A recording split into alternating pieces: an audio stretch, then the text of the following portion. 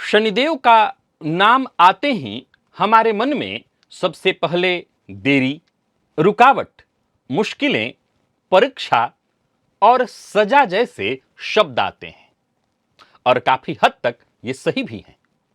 लेकिन अगर हम शनिदेव के स्वभाव को ध्यान से समझें तो मालूम होता है कि शनिदेव केवल सजा देने वाले जज नहीं हैं, बल्कि जिंदगी को सही रास्ते पर लाने वाले एक सख्त और सच्चे कोच हैं।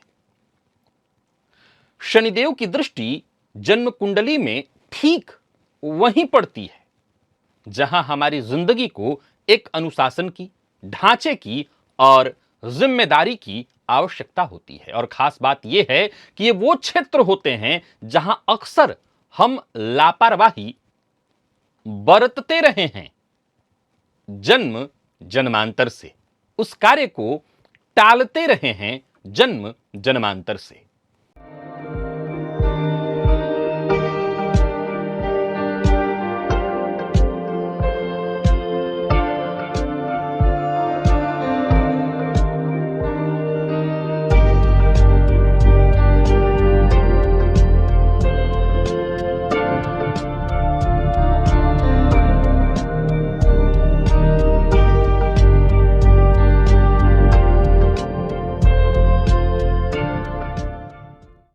नमस्कार प्रिय दर्शकों, हाजिर हूं मैं एक बेहद अद्भुत विषय पर चर्चा करने के लिए। शनिदेव की दृष्टि हम सभी जानते हैं यह विच्छेदात्मक दृष्टि कहलाती है, पर शनिदेव के ऊपर दृष्टि एक हो गया कि शनिदेव की दृष्टि किन भावों पर है और साथ ही साथ शनिदेव के ऊपर किन ग्रहों की दृष्टि है। प्रिय दर्शकों, अगर आप ज्योतिष को मानते हैं, समझते हैं, तो मैं सदैव कहा करता हूं कि आपको पूर्व जन्म को मानना पड़ेगा। हमारी ये जो जन्म कुंडली है, ये अपने आप में अगर देखें तो ये जैसे हम जानते हैं कि हमारे ही प्रारब्ध हैं, तो सीधी सी बात है हमारे पूर्व जन्म के कर्म से हमारा प्रारब्ध बना है। अब जरा गौर करिए कि जन्म कुंडली में ग्रहों की स्थिति कहीं ना कहीं हमारे प्रारब्ध से जुड़ी हुई है, तो ग्रह की दृष्टि, ग्रह का स्थान भी हमारे प्रारब्ध से ही जुड़ा हुआ है। तो सीधी सी बात है कि शनिदेव की दृष्टि भी तो हमारे प्रारब्ध से ही जुड़ी हुई है। तो कहीं ना कहीं जहां जहां उनकी दृष्टि होती है उस मामले में हम लापरवाह रहे हैं, कुछ गलती किए हैं, जन्मांतर से उन चीजों को टाले हैं, और शनिदेव उन्हीं मामलों में सख्ती बरतने के लिए इस जन्म में हमें सिखाते हैं बहुत कुछ। तो जन्म कुंडली के जिन भावों में शनिदेव की दृष्टि पड़ रही है, पहले तो आप ये जान लीजिए कि कहीं ना कहीं उन भावों से संबंधित कमियां आपके द्वारा पूर्व के समयों में हुआ है और अब उसी में सुधार करना है। तो यहां मुद्दा यह नहीं है कि शनिदेव सख्त हैं या नहीं। आज हम जानने वाले हैं, आज का असल प्रश्न यह है कि आपकी जन्म कुंडली में जो शनिदेव की दृष्टि है उसका असर कैसा है।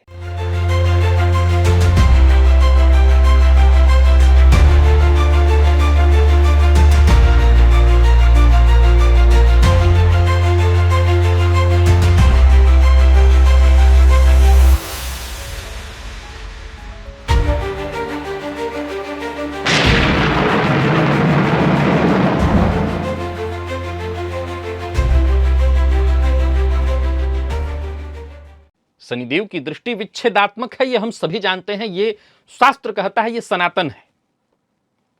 लेकिन ऐसा नहीं है कि शनिदेव की दृष्टि का एक मतलब हमेशा यही रहेगा विच्छेद, और इसका दूसरा कोई मतलब नहीं होगा।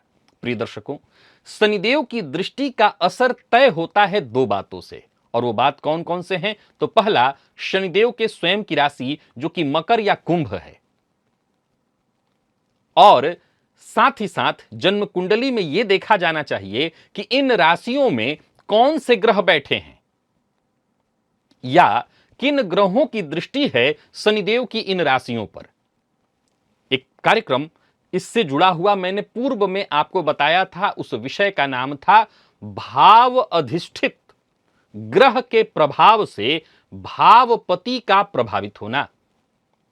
उदाहरण बड़ा सरल तरीके से मैंने समझाया था कि अगर आपके घर में एक बड़ा सज्जन व्यक्ति रह रहा है, साधु व्यक्ति रह रहा है, तो देखते ही देखते उस व्यक्ति के संगति में आने से, मिलने जुलने से संभवतः आपके अंदर भी सज्जनता आने लगे। न भी आए तो समाज में एक आपकी छवि कैसी बनेगी? अरे नहीं, ऐसा हो ही नहीं सकता कि वो व्यक्ति बुरे हों। अगर वो बुरे होते तो उनके यहाँ महाराज जी कैसे जाके रह रहे होते, वो साधु बाबा कैसे रह रहे होते? और अगर आपके घर में कोई ऐसा व्यक्ति है जिसका रोज का एक ही काम है लड़ाई झगड़ा मार काट, और आप बड़े ही सज्जन हो, कहीं गलती से आपसे कोई गलती भी हो जाए तो कोई लोग क्या कहेंगे? अरे तो व्यक्ति ऐसा है, उसके घर में ही तो रहते हैं, जैसा वो है ऐसे ही तो कोई व्यक्ति अपने घर को में रखने को देगा। तो भाव अधिष्ठित ग्रह से भावपति का प्रभाव प्रभावित हो जाता है। यद पिंडे तद ब्रह्मांडे।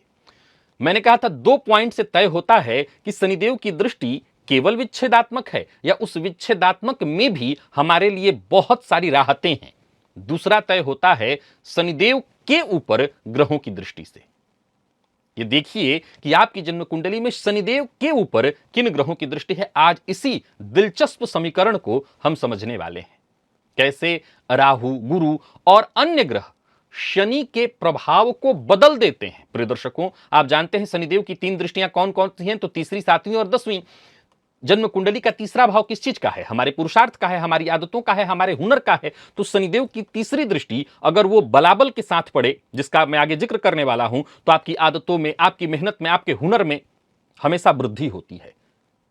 शनिदेव की 7वीं दृष्टि किस जहां पड़ती है, सामान्यतः देखा जाए तो जन्म कुंडली का 7वां भाव किस चीज का है? रिश्ते का है, पार्टनरशिप का है, कहीं ना कहीं सामाजिक छवि का भी है।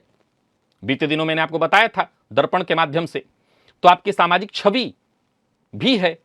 अब देखा जाए तो जन्म कुंडली के जिस भाव पर शनिदेव की दृष्टि है, उस भाव से पार्टनरशिप, उस भाव से आपकी सामाजिक छवि अच्छी होगी या बुरी, यह तय होगी कि शनिदेव की राशियों में कौन से ग्रह हैं और शनिदेव पर किन ग्रहों की दृष्टि है। और 10वीं जो दृष्टि है, इसको ऐसे समझिए कि जन्म कुंडली का 10वां भाव हमारे कार्यक्षेत्र से, पद और उपलब्धियों से जुड़ा हुआ है। तो जहां भी शनिदेव की 10वीं दृष्टि होगी, उसी भाव से पद, उपलब्धि, कार्यक्षेत्र पर हमारा प्रभाव किस तरह का पड़ेगा, यह तय होगा शनिदेव के ऊपर ग्रहों की दृष्टि से। प्रिय दर्शकों, जन्म कुंडली में 3 खिड़कियां हैं जिससे शनिदेव हमारी जिंदगी में झांकते हैं। अब जरा कल्पना करिए कि जो निरीक्षक है स्वयं अगर भ्रमित हो, दबाव में हो, तो जब वो रिपोर्ट लिखेगा तो वो रिपोर्ट जो लिख रहा होगा, क्या वो रिपोर्ट पूरी तरह से सही होगा? अगर उस निरीक्षक पर दबाव हो, वो निरीक्षक स्वतंत्र होकर के आपका निरीक्षण न कर रहा हो, तो क्या उसके निरीक्षण पर हमें पूर्णतः विश्वास होगा? आइए शनिदेव के ऊपर भी जरा देख लें कि किसकी दृष्टि है, किसके प्रभाव में है।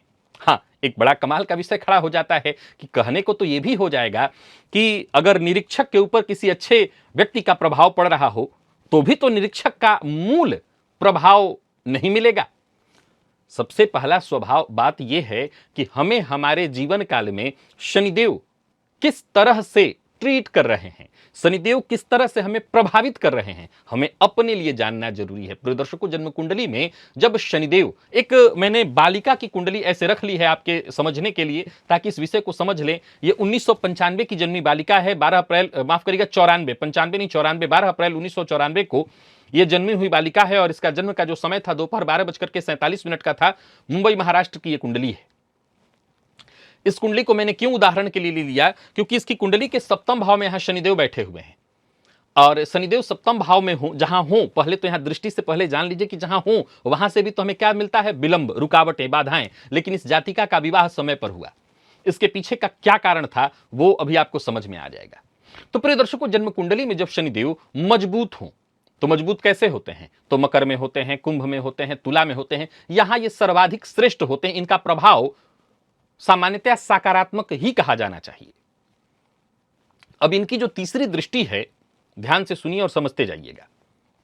इनकी जो तीसरी दृष्टि है, जहां तीसरा भाव क्या है? अनुशासन का है, पुरुषार्थ का है। अब जहां तीसरी दृष्टि पड़ेगी शनिदेव की, जन्म कुंडली में आपके शनि कहीं भी हो सकते हैं। इस लड़की की कुंडली के 7वें में बैठे हैं, आपके हो सकता है लग्न में ही हो, आपकी कुंडली में हो सकता है 10वें में हो, आपकी कुंडली में कहीं भी शनिदेव हो, फर्क नहीं पड़ता। शनिदेव जहां भी हैं, वहां से जो तीसरा भाव बनेगा, जहां पर उनकी तीसरी दृष्टि पड़ेगी, उस तीसरे भाव से जुड़ा हुआ अनुशासन, उस तीसरे भाव से जुड़े हुए कार्य के साथ ईमानदारी, उस तीसरे भाव के साथ जुड़े हुए रिश्ते के साथ ईमानदारी, यह शनिदेव की दृष्टि तय करेगी। कब कब तय करेगी? अथवा सातवीं दृष्टि जिससे रिश्ता, जिम्मेदारी इत्यादि आता है, 10वीं जिससे नाम से काम होता है इत्यादि। शनिदेव की दृष्टि, जो तीनों की तीनों दृष्टियां हैं, ये अच्छा प्रभाव देने वाली हैं या बुरा प्रभाव? तो पहला तर्क और तथ्य यह है कि शनिदेव स्वयं अच्छी स्थिति में हो, यानी स्वयं की राशि में हो, मकर में हो, कुंभ में हो, अपनी उच्च राशि में हो, अथवा अपने मित्र के घर में हो, मित्र राशि में हो। अथवा एक पॉइंट तो आपने यह समझ लिया कि शनिदेव की मजबूत स्थिति, जैसे इस जातिका की कुंडली में शनिदेव कुंभ राशि में बलवान होकर के स्वयं की राशि में बैठे हैं। दूसरा एक तर्क और तथ्य है, शनिदेव आपकी कुंडली में कमजोर हो सकते हैं, और वो कैसे होंगे? तो जैसे नीच राशि में हो, सूर्य के बहुत करीब हो यानी अस्त हो, अथवा पापक ग्रह से दृष्ट, राहु इत्यादि से दृष्ट पाप मध्यत्व में हो, या उनकी जो राशि है मकर या कुंभ, उसमें ही पापक ग्रह बैठे हों। तो प्रिय दर्शकों, शनिदेव की दो दृष्टियों की चर्चा है, तीन दृष्टियों की चर्चा है। पहला शनिदेव पीड़ित अवस्था में, और दूसरा शनिदेव मजबूत अवस्था में। जब शनिदेव मजबूत अवस्था में हैं तो इनकी जो तीनों दृष्टियां हैं वो आपके लिए कैसे लाभप्रद हो सकती हैं, और जब शनिदेव पीड़ित अवस्था में हैं तो कैसे इनकी दृष्टि आपके जीवन में चेतावनी का काम करने लगती है। जैसे इनकी तीसरी दृष्टि जहां पड़ेगी, उस भाव से संबंधित गलत आदतें जिस सप्तम भाव पर पड़ेगी, उस रिश्ते में अविश्वास, जैसे सप्तम भाव आपकी कुंडली के लग्न में ही शनिदेव हैं तो सप्तम भाव दांपत्य पर पड़ेगा, तो दांपत्य जीवन में ही अविश्वास। अगर मान लीजिए आपकी कुंडली के दशम में शनिदेव हैं तो सातवीं दृष्टि चतुर्थ भाव पर होगा, तो यह माता का घर है, माता के ऊपर विश्वास न होना, जब तक को घर में विश्वास नहीं होगा, घर के लोगों पर विश्वास नहीं होगा। यह कब होगा? जब शनिदेव स्वयं पीड़ित अवस्था में हो। और 10वां में भी वही है, दशम दृष्टि से भी वही है, कार्य क्षेत्र में व्यक्ति के कार्य चाहे वो लाख करे, परिणाम उसके खोखले ही निकल करके आएंगे। अब बारी आ जाती है कि हम शनिदेव के इस परिस्थिति को जरा भली भांति समझने का प्रयत्न करें। मैंने आपको एक उदाहरण दिया कि ये जो जातिका की कुंडली है इसका विवाह समय पर हुआ, जबकि सप्तम के शनिदेव। अच्छा, मैं यहां एक बात और आपको बताना चाहता हूं, हम ये दावा नहीं कर सकते कि केवल शुभ ग्रह की दृष्टि हो जाने से शनिदेव अपना व्यक्तित्व छोड़ देंगे, नहीं। यह हमेशा याद रखना है कि हर ग्रह का अपना मूलभूत व्यक्तित्व होता है, वो ग्रह कभी अपना मूल प्रभाव नहीं छोड़ सकता। लेकिन हां, शुभ ग्रह की दृष्टि पड़ने से शनि का जो मूल प्रभाव है, विच्छेदात्मक प्रभाव, असल में वो प्रभाव परिवर्तित होता है, और वो विच्छेदात्मक प्रभाव हमारे लिए कई बार बेहद लाभप्रद हो जाता है। तब शनिदेव की उस दृष्टि में अनुशासन दिखाई पड़ने लगता है, हमारे लिए रिजल्ट करने वाला हो जाता है। लेकिन अगर वहीं एक उदाहरण से इस कुंडली को देखिए, जैसे इस जातिका का जन्म समय पर हो गया, क्यों हुआ? क्योंकि देव गुरु बृहस्पति की 5वीं दृष्टि शनिदेव पर भी पड़ रही है और दांपत्य कारक शुक्र पर भी पड़ रही है। शनिदेव यहां सप्तमेश होकर के, सप्तम में स्वराशि के होकर के बैठे हैं, फलतः यहां विलंब न होकर के वक्त पर इस जातिका का विवाह हुआ। हालांकि मैं पुनः आपको बताना चाहता हूं, ये मेरे द्वारा वही बताए कार्यक्रमों में हमेशा मैं कहा करता हूं कि शनिदेव देते हैं, बहुत देते हैं। जैसा शनिदेव देते हैं वैसा कोई नहीं देता होगा, वही जो आप चाहते हैं, बस तब नहीं जब आप चाहते, बस शनिदेव जब चाहते हैं। लेकिन आज का जो सिद्धांत है वो ये कह रहा है कि शनिदेव की दोनों राशियां मकर कुंभ, अगर वो शुभ ग्रह से युक्त या दृष्ट हो, स्वयं शनिदेव किसी अच्छे भाव में, अच्छी राशि में बैठे हुए हों, जैसे उनकी खुद की राशियां दोनों, या उच्च राशि उनकी, या मित्र राशि में वो बैठे हुए हों, बुध की राशि में बैठे हों, शुभ ग्रह से वो दृष्ट हों, देवगुरु इत्यादि से दृष्ट हों, तो उनकी दृष्टि का जो प्रभाव है वो सदैव आपके लिए श्रेष्ठ फलदायक होगा। वहां जो विलंब उत्पन्न होगा, उस विलंब की अंतिम परिणति हमेशा श्रेष्ठ फलदायक होगी। फलतः ऐसे ही लोग कहते हैं, क्या कहते हैं कि हां, शनिदेव जब जा रहे थे 7.5 के बाद तो मुझे खूब मिला, बहुत मेरा विकास हुआ। और वहीं कुछ लोग कहते हैं नहीं, 7.5 तो मुझे तबाह करके चला गया और मुझे तो ऐसा कुछ नहीं मिला। अब दूसरा पॉइंट समझिए, अगर मान लीजिए इसी शनि पर राहु की दृष्टि होती तब क्या होता? यह विषय समझने का है। आज का जो सिद्धांत है वो यही कह रहा है कि मान लीजिए यहां पर बैठे शनिदेव पर अगर राहु की दृष्टि होती, तब इस जातिका का वैवाहिक जीवन या विवाह होता या नहीं होता? प्रिय दर्शकों, यहां पर भ्रामक स्थिति होती, पहले तो विवाह होना ही विलंबित हो जाता, और फिर किसी कारणवश विवाह अगर हो भी जाता तो भी उस विवाह में अनवरत परेशानियां होती। तो आप मुझसे पूछिए कि किसका मतलब इस जातिका का दाम्पत्य बिल्कुल ठीक है? जवाब है ना। शनिदेव का अपना जो स्वभाव है वो तो कमोबेश रहेगा ही। कोयले का स्वभाव अगर काला करना है तो हम ये थोड़ी कह देंगे कि नहीं, कोयले का स्वभाव अब काला नहीं करना रह जाएगा। हां, उसी कोयले से हीरा भी निकलता है। फलतः शनिदेव के सप्तम में होने से और देवगुरु की दृष्टि से दृष्ट होने से एक बात है कि इस जातिका के दाम्पत्य जीवन में थोड़ी उदासीनता है।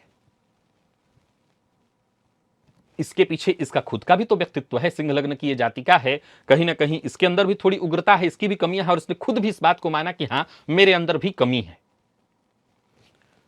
एक और भी तर्क है, ये दोनों के दोनों पति पत्नी सरकारी नौकरी में हैं और इतना व्यस्त रहते हैं कि, और बड़े पद पर हैं तो इतना व्यस्त रहते हैं कि कई बार ये शायद टाइम नहीं दे पा रहे हैं एक दूसरे को। तो ये भी एक कारण हो सकता है यहां उदासीनता। इसलिए मैं शनिदेव के सप्तम में होने से एक शब्द का इस्तेमाल करता हूं, उदासीनता। यहां दाम्पत्य जीवन में उदासीनता की स्थिति है। प्रिय दर्शकों, एक और बात आप समझ लीजिए कि मान लीजिए इसी लड़की की कुंडली के सप्तम भाव में यहां शनि के साथ राहु बैठे होते, तब क्या होता और ऊपर तब स्थिति क्या होती? तो दाम्पत्य जीवन बिल्कुल खराब होता। ऊपर से कहीं मंगल सूर्य इत्यादि की दृष्टि होती तो विच्छेद की स्थिति होती। लेकिन अगर इसी शनि राहु के, जो कि सप्तम में शनि बैठे, यहीं पर अगर राहु होते और उस पर गुरु की दृष्टि पड़ रही थी, तब क्या होता? तो प्रारंभ में संघर्ष और परेशानियां, लेकिन जैसे जैसे समय आगे बीतेगा अंतिम परिणति श्रेष्ठ हो जाती। यानी गुरु की दृष्टि उस परिस्थिति को बदलने का काम करती। गुरु का शुभ प्रभाव इस जोड़ी के दुष्प्रभाव को शांत करने वाला बन जाता। प्रिय दर्शकों, यहां एक और सिद्धांत है जिसको मैंने अभी प्रारंभ में कहा। अब मान लिया जाए कि जैसे यहां पर शनि तो कुंभ राशि में बैठे हैं, पर यहीं पर शनि मेष राशि में बैठे होते, सिंह में बैठे होते और ऐसे शनि पर राहु की दृष्टि होती, तो क्या होता? तो विवाह 100% विच्छेद हो जाता। यह पहला पॉइंट, क्योंकि शनि पहले से कमजोर है और ऊपर से सप्तम में बैठकर के विच्छेदात्मक स्थिति उत्पन्न करते। अब इसी शनि को हम ऐसे रख लेते हैं कि मान लीजिए शनि मेष राशि में बैठे हैं या पीड़ित स्थिति में बैठे हुए हैं और तब इन पर राहु गुरु की दृष्टि पड़ रही है, तो क्या प्रभाव होगा? तो ऐसी स्थिति में शनिदेव कमजोर ही हैं। गुरु की दृष्टि से स्थिति एकदम विभत्स तो नहीं होगी, लेकिन परेशानियां रहेंगी। और मान लीजिए कि अगर ऐसे ही शनि राहु के साथ होते और तब इनके ऊपर गुरु की दृष्टि पड़ रही होती। अब यहां दो बातें हमें देखना होगा कि मान लीजिए शनिदेव कमजोर हैं पर गुरु बलवान है, तो यहां राहु क्या करेगा कि इस रिश्ते पर एक मुखौटा लगा देगा। पति पत्नी समाज के सामने हंसते रहेंगे, लोगों को दिखाएंगे कि नहीं हम तो बिल्कुल ठीक हैं, लेकिन भीतर ही भीतर वो थोड़े से अलग ही होंगे। गुरु की दृष्टि के चलते समाज में उनका विच्छेद नहीं हो सकेगा, परंतु कहीं ना कहीं अंदर से वो कमजोर होंगे। अब इसी बात को एक तो शनि के ऊपर दृष्टि से आप समझ लीजिए और शनि की दृष्टि से भी समझिए। अब गौर करिए, तो ज्योतिष का एक सिद्धांत मैंने आपको बताया कि शुक्र पर शनि की दृष्टि पड़ जाए तो ये राजयोग भंग होता है। लेकिन अगर इसी कुंडली में आप देखें तो शुक्र पर शनि की दृष्टि है, साथ साथ गुरु की भी दृष्टि पड़ रही है और शनि पर भी गुरु की दृष्टि है। फलतः ये जातिका सरकारी नौकरी में है, बड़े बड़े पद पर है। तो एक सामान्य सिद्धांत तो ये कहता है कि राजयोग भंग हो जाएगा, लेकिन राजयोग भंग नहीं हुआ। निसंदेह इस जातिका को संघर्ष करना पड़ा होगा। बिना संघर्ष के सरकारी नौकरी या किसी भी बड़े पद पर आप कैसे पहुंच सकते हैं? कहने का तात्पर्य कि शनि की यहां पर अगर गुरु की दृष्टि से वो दृष्ट हो जाएं या किसी शुभ ग्रह जैसे बुध इत्यादि से, हालांकि गुरु की दृष्टि ज्यादा मायने रखती है, क्योंकि एक चीज गौर करिए, इस सिद्धांत में गुरु की दृष्टि इसलिए मायने रखती है कि यहां स्वयं शनि गुरु को नहीं देख पा रहे हैं। अगर शुक्र और बुध की दृष्टि होगी, चंद्रमा की दृष्टि होगी, तो वो तीनों ग्रह भी शनि की दृष्टि से दृष्ट हो जाएंगे। फलतः वो शनि के अंदर शुभता तो ला भी दें, लेकिन वो खुद कहीं ना कहीं थोड़े कमजोर होंगे। इस केस में जबकि गुरु की दृष्टि होगी, गुरु कहीं ना कहीं शनि को देखेंगे, लेकिन शनि गुरु को नहीं देख सकते हैं। इससे गुरु के ऊपर शनि का दुष्प्रभाव नहीं होगा और शनि का जो उनकी जो दृष्टि में अमृतत्व है वो शनि को पूर्णतः मिलेगा और शनि की जो विच्छेदात्मक स्थिति है वो कमजोर हो जाएगी। तो कुल मिलाकर के बस यूं समझ ली, कब ऐसी स्थिति में गुरु की दृष्टि यदि शनि पर है तो शनि की तीसरी दृष्टि से क्या होगा? तो अच्छी आदतें। सातवीं दृष्टि से क्या होगा? भरोसेमंद रिश्ता। 10वीं दृष्टि से क्या होगा? स्थिरता, सम्मानित करियर, जो कि इस महिला को प्राप्त है, इस लड़की को प्राप्त है। प्रिय दर्शकों, गुरु शनिदेव की जो शक्ति है उसको समझदारी और जिम्मेदारी में बदल देते हैं, जबकि वहीं दूसरे ग्रह जब शनिदेव पर अपना प्रभाव डालते, जैसे मान लीजिए मंगल, अगर मंगल की दृष्टि शनिदेव पर पड़ रही है तब क्या होगा? मान लीजिए मंगल की चौथी दृष्टि शनिदेव पर पड़ रही है। हालांकि चौथी दृष्टि के केस में शनिदेव भी दृष्टि डालेंगे 10वीं दृष्टि, लेकिन मान लीजिए मंगल की 8वीं दृष्टि शनिदेव पर पड़ रही है, जबकि शनिदेव की दृष्टि नहीं पड़ सकती। तो ऐसी स्थिति में शनिदेव का जो स्वभाव है स्थिरता, उसमें कहीं ना कहीं असंतुलन की स्थिति उत्पन्न हो जाएगी। सूर्य की दृष्टि पड़ रही है तो सूर्य पर शनि की दृष्टि भी होगी, हालांकि ये अहंकार को जन्म देगा। लेकिन मान लीजिए कि किसी ऐसी कुंडली को आप देख रहे हो जहां यहीं पर सामने सूर्य बैठे हों, तो शनि की दृष्टि से दृष्ट हुए, लेकिन गुरु की दृष्टि भी शनि पर पड़ रही है, तब क्या मिलेगा देखने को। तो यहां दो बातें हैं। सूर्य पर शनि की दृष्टि के चलते जातक के जीवन काल में अहंकार द्वंद्व की स्थिति होगी। लेकिन अगर ऐसे शनि पर गुरु की दृष्टि पड़ जाए तो जातक संतुलित जीवन जीने वाला, राजधर्म को मानने वाला होगा। कब? जबकि शनि बलवान अवस्था में है तब। और अगर शनि कमजोर हुए तब, तो फिर वही द्वंद्व, अंतर्द्वंद, परेशानी। फिर ऐसे ही लोग कहते हैं कि हमारे जीवन में शनि से तो हमें कोई लाभ नहीं मिला। केतु की मान लीजिए शनिदेव पर दृष्टि पड़ जाए, पड़ सकती है राहु की तरह ही, तो यह जातक के जीवन में वैराग्य और सादगी लाता है। और अगर मान लीजिए कि गुरु की दृष्टि पड़ रही है तो वो सादगी श्रेष्ठ होगी। और अगर गुरु इत्यादि की दृष्टि न हो, केवल केतु की दृष्टि है, राहु तो फिर ऐसी स्थिति में कहीं ना कहीं दृष्टि डाल न भी रहे हों, तब भी राहु की दृष्टि सम्मिलित मानी जाएगी। फिर जातक के जीवन काल में और अधिक एकाकीपन, अकेलापन, उसका जीवन पूर्णतः सुखों से वंचित हो जाएगा। तो कुल मिलाकर के आज का जो विषय था वो इसी से जुड़ा हुआ था कि शनिदेव के वास्तविक परिणाम को समझने के लिए आपको यह देखना चाहिए कि शनिदेव की दृष्टि जो कि विच्छेदात्मक है, सत्य है, पर साथ ही साथ यह भी देखना चाहिए कि शनिदेव की राशि में कौन से ग्रह बैठे हैं, शनिदेव के ऊपर किस ग्रह की दृष्टि है, और उन ग्रहों की दृष्टि के प्रभाव से ही यह तय होगा कि शनिदेव की दृष्टि जो विच्छेदात्मक है वो केवल और केवल विच्छेद करा देगी अथवा सीख देगी, और इसी सीख से आप अपने जीवन काल में उन्नति हासिल करेंगे। आशा करता हूं आज इस विषय को आपने भली भांति समझा होगा और अपनी जन्म कुंडली में शनिदेव की स्थिति को एक बार अवश्य इस नजरिए से देखिए और उसके प्रभाव को समझने का प्रयत्न करिए। आज के लिए बस इतना ही, इजाजत दीजिए, पुनः मुलाकात होगी। तब तक के लिए नमस्कार।